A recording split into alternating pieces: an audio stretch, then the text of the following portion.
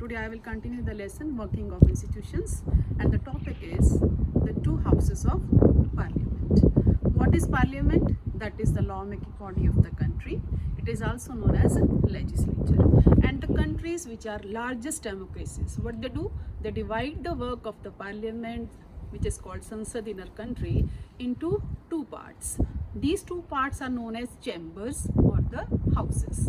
In our country at the central level, these two houses are known as Lok Sabha and Rajya Sabha, and the state level they are known as Vidhan Sabha and Vidhan Parishad. And at the central level, this parliament is bicameral, and these two houses are Lok Sabha and Rajya Sabha. So first of all, we should know about the Lok Sabha as well as Rajya Sabha. That is, the Lok Sabha is called House of People. It is also known as lower house. Rajya Sabha, it is called Council of States and is also known as upper house of the parliament. And the duration of the Lok Sabha is 5 years. It continues for 5 years, but it can be dissolved before the 5 years if the no confidence motion is passed in the parliament. And the duration for the Rajya Sabha, that is, it is a permanent house. It is not dissolved. So the member of the Rajya Sabha, 1/3 of its member retire after every 2 years, and it means each member completes the duration of 6 years. The Lok Sabha is directly elected house by the people, means those citizens of the country are 18 years of age, they cast the vote and elect their representatives, and those representatives form the Lok Sabha. But Rajya Sabha is an indirectly elected house of parliament, that is by the state assemblies and the union territories. The minimum age to become a member of Lok Sabha is 25 years, and for the Rajya Sabha it is 30 years.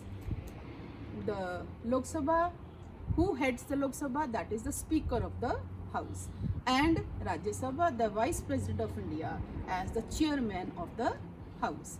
The total strength or the maximum strength of Lok Sabha is 552. Out of these 552, it is a maximum strength, but at present we are having 543.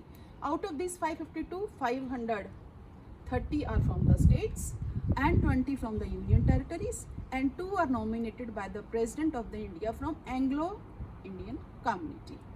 And the Rajya Sabha, the member 250 members, out of these 238 are from the state as well as union territories, and 12 are nominated by the President of India, who have earned their name and fame in different fields like art, science, social, as well as literature and any other field.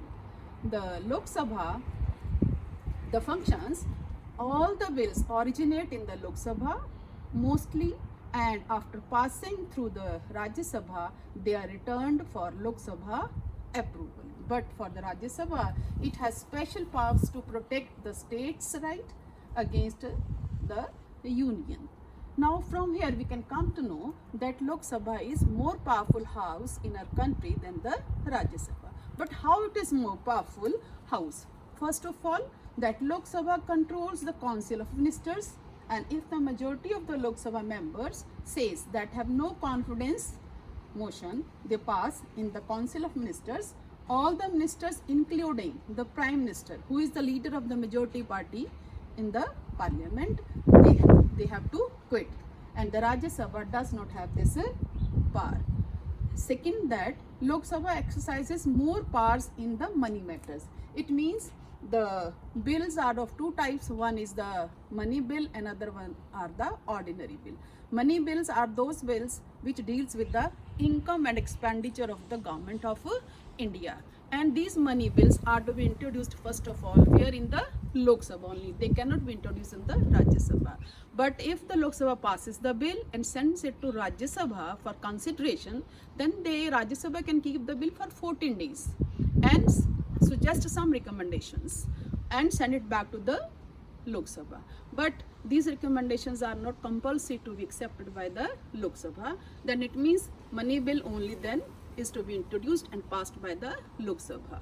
And last one is any ordinary law needs to be passed by both the houses. That is means, which I discussed already, the money bill automatically first of all in the Lok Sabha, and other bills can be introduced in any of the house of the parliament. But what happens if there is some conflict between both the houses? Then a joint session is called of both the houses.